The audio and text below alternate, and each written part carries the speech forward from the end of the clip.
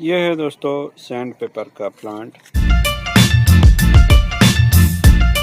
जो कि हमारे यूनिक सिस्टम से हमने हार्वेस्टिंग करके लगाया था और हो गया था। देखिए इसके पत्ते ड्रामेटिकली बहुत ही कम दिनों में इस तरह से पीले होने शुरू हो गए। किसी को तो लगेगा कि ये मरने वाला है, पर ऐसा बिल्कुल भी नहीं है दोस्तों। ये बिल्कुल भी हेल्दी है, बिल्कुल ही हेल्दी। ये सीजनल इफ़ेक्ट है दोस्तों। जैसे जैसे गर्मी कम होती जाती है यानी ठंड बढ़ती जाती है, दिन और रात का टेम्परेचर में डिफरेंस आने लगता है, तो पौधे अपना ग्रोथ रोक देते हैं। स्प्रिंग के बाद जो कुछ भी खाया पिया है वो सब स्टोर कर लेते हैं और शीत निंद्रा में चले जाते हैं, जिसे कहते हैं डोरमेंसी पीरियड दोस्तों। तो इस तरह से होना लाजमी है। फाइकस में भी होगा, बाओबाब में भी होगा, यानी कुल मिला के सभी प्रकार के पौधों में इस तरह से पार्शियली नहीं तो फुल डिफोलिएशन तो होगा ही होगा। यानी पतझड़ का मौसम आ चुका है दोस्तों। तो जमीन पानी तो मिलता रहता है, पर इस तरह सन रेज कम हो जाते हैं यानी टेम्परेचर यानी गर्मी कम हो जाती है, तो प्लांट अपना ग्रोथ बहुत ही कम कर देगा या कम ग्रोथ करना ही छोड़ देगा दोस्तों। तो ये कुदरत का नियम है, उसका इफ़ेक्ट हमें भी होता है दोस्तों। और ख़ास बात यह है कि यहाँ एक नई ब्रांच को हमने डेवलप करवाया है। देखिए ये और लोअर ब्रांच है, उसका बेसिक समझना ज़रूरी है दोस्तों। लोअर ब्रांच है यानी इस ब्रांच से थोड़ी छोटी होनी चाहिए, लगभग हो ही गई है। तो अब हम इस ब्रांच को प्रून कर सकते हैं मेरे ख्याल से, और उसको एक रेमिफिकेशन के लिए रख सकते हैं। क्यों? क्योंकि अभी इतनी मोटी भी नहीं हुई है, बट इस ब्रांच से मोटी थोड़ी छोटी है, यानी इससे बड़ी हो गई तो प्रॉब्लम आ जाएगा, क्योंकि यहाँ इतना वाइगर ग्रोथ अभी है नहीं और होने की भी संभावना है नहीं। तो इस सीजन में लोग प्रूनिंग करते हैं या नहीं ही करते, बट मैं कर देता हूँ, क्योंकि अब अगर इसको ऐसे ही छोड़ दिया तो 2 महीनों में ये भले ही कम ग्रोथ करेगा, पर इससे तो बड़ा हो ही जाएगा दोस्तों। तो अब इस तरह से यहाँ कुछ ब्रांचें आ जाती है।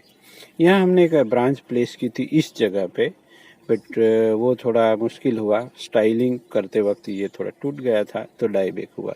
तो फिर से इस ब्रांच को हम बड़ा करेंगे और यहाँ प्लेस करने वाले हैं, क्योंकि नेचुरली यहाँ कोई ब्रांच अभी ग्रो करेगी नहीं। तो इस सीज़न में ज़्यादा ट्रिमिंग वगैरह होता नहीं, बट इस तरह से इफ़ेक्ट मिलता है दोस्तों। और एक चीज़, ऐसी सीज़न में अगर पत्ते भी गिर जाते हैं तो हमें पता ही नहीं पड़ता दोस्तों कि प्लांट को कितना पानी चाहिए, जो कि हमें कम पानी देना होता है। तब क्या काम आता है दोस्तों मेज़र करने के लिए ये चीज़ें, ये कंपेनियन पौधे या कचरा जो ग्रो होता है वो इस सीज़न में बड़ा ही काम का है दोस्तों। अगर 1-2 कचरा इस तरह से ग्रो हुआ है तो उसको ग्रो होने दें और उस पर नज़र रखें।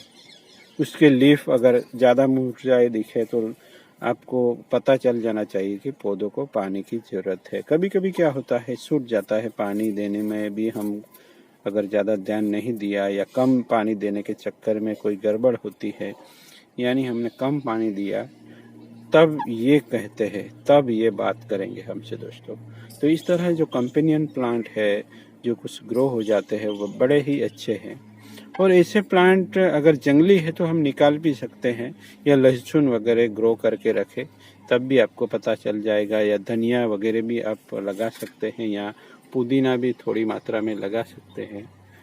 तो आपका कंपेनियन प्लांट भी मिल जाएगा और उसका बेनिफिट भी मिल जाएगा। तो इस सीज़न में आप ऑनियन भी ग्रो कर सकते हैं, कुछ 1-2 ऑनियन रख ले, तो आप कोई फ्राई राइस बना रहे हैं या कुछ, तो आपको बहुत ही हेल्दी लीफ मिल जाएंगे स्प्रिंग ऑनियन के। तो ये सब आप कर सकते हैं, किचन टिप्स है, फॉलो करिए, फ़ायदा ही होगा। तो चलिए मिलते हैं, ये कुछ ही दिनों में इससे भी ज़्यादा पत्ते फॉलिंग हो जाएंगे, बट घबराना नहीं है दोस्तों।